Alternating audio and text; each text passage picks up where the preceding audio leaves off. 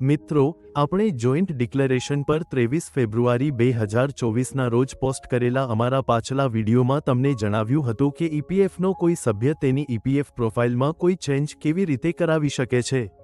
આ પ્રક્રિયામાં આવી રહેલી સમસ્યાઓનું નિરાકરણ કરતા ઈપીએફઓએ તેને અત્યંત સરળ કરી દીધું છે। હવે મોટાભાગનો ચેન્જ ઈપીએફઓની અપ્રુવલ વિના મેમ્બર કે એમ્પ્લોયરના લેવલ પર પણ કરી શકાશે। ચાલો જાણીએ કે નવી પ્રક્રિયા કેવી છે। જે સભ્યોનું ખાતું એવા યુએએન સાથે જોડાયેલું છે જે 1 ઓક્ટોબર 2017 પછી જનરેટ કરવામાં આવ્યું છે, એટલે કે આધારથી વેલિડેટ થયેલું છે, તેઓ પોતાનું નામ, જન્મ તારીખ, લિંગ, રાષ્ટ્રીયતા, પિતાનું નામ, માતાનું નામ, વૈવાહિક સ્થિતિ, સ્પાઉસ એટલે કે જીવનસાથીનું નામ, ડેટ ઓફ જોઇનિંગ અને ડેટ ઓફ લિવિંગની તારીખમાં કોઈપણ પરિવર્તન જાતે ઓનલાઈન કરી શકશે। એના માટે સભ્યને હવે કોઈ પણ ડોક્યુમેન્ટ અપલોડ નહીં કરવા પડે। રાષ્ટ્રીયતામાં પરિવર્તન સભ્ય પોતાના લેવલ પર ફક્ત 2 જ કિસ્સાઓમાં કરી શકશે। 1. જો આ કોલમ ખાલી હોય અને તેને ઇન્ડિયન કરવાનું હોય। 2. ઇન્ડિયનમાંથી ઇન્ટરનેશનલ વર્કર કરવાનું હોય। બાકીના કિસ્સાઓમાં ચેન્જની રિક્વેસ્ટ એમ્પ્લોયર દ્વારા ઓનલાઈન ઈપીએફઓને જશે, જ્યાં સક્ષમ અધિકારી દ્વારા તેને અપ્રૂવ કરવામાં આવશે। એ જ રીતે, જો ડેટ ઓફ જોઇનિંગ અને લિવિંગમાં કોઈ ફેરફાર ત્યારે જ થઈ શકશે જ્યારે તે ઈપીએફઓમાં જમા કરાયેલા યોગદાન સાથે મેચ થશે। મિસમેચના કેસમાં આ પરિવર્તન ઈપીએફઓના સક્ષમ અધિકારી દ્વારા અપ્રૂવ કરવામાં આવશે।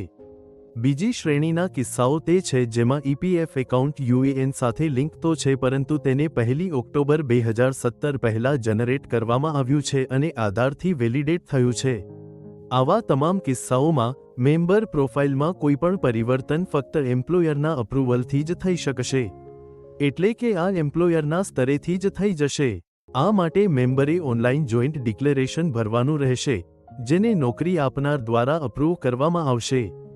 એવા કિસ્સાઓમાં જ્યાં સભ્યનું ઈપીએફ એકાઉન્ટ યુએએન સાથે લિંક તો છે, પરંતુ તે આધારથી વેલિડેટ નથી અથવા યુએએન જ નથી અથવા સભ્યનું અવસાન થઈ ગયું છે અને ચેન્જની રિક્વેસ્ટ દાવેદાર દ્વારા કરવામાં આવેલી છે। આવા તમામ કિસ્સાઓમાં સભ્ય અથવા દાવેદારે ફિઝિકલ જોઈન્ટ ડિક્લેરેશન ભરીને નોકરી આપનારને આપવાનું રહેશે। નોકરી આપનાર તેને પોતાના લોગિનથી પોર્ટલ પર અપલોડ કરશે। આ પછી તે ઈપીએફ કાર્યાલય પહોંચી જશે, જ્યાં સક્ષમ ઈપીએફ અધિકારી દ્વારા તેની મંજૂરી આપવામાં આવશે। જે કેસોમાં નોકરી આપનાર પોર્ટલ પર અપલોડ કરી નથી શકતા, તેમાં ફિઝિકલ જોઈન્ટ ડિક્લેરેશન સભ્ય અથવા નોકરી આપનાર દ્વારા સંબંધિત ઈપીએફઓ ઓફિસમાં જમા કરાવવું પડશે, જ્યાં પીઆરઓ દ્વારા તેને પોર્ટલ પર એન્ટર કરવામાં આવશે।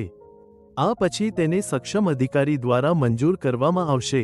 કેટલાક લોકોના મનમાં આ પ્રશ્ન પણ હશે કે જો કંપની બંધ થઈ ગઈ હોય અને નોકરી આપનાર ઉપલબ્ધ ન હોય તો શું થશે?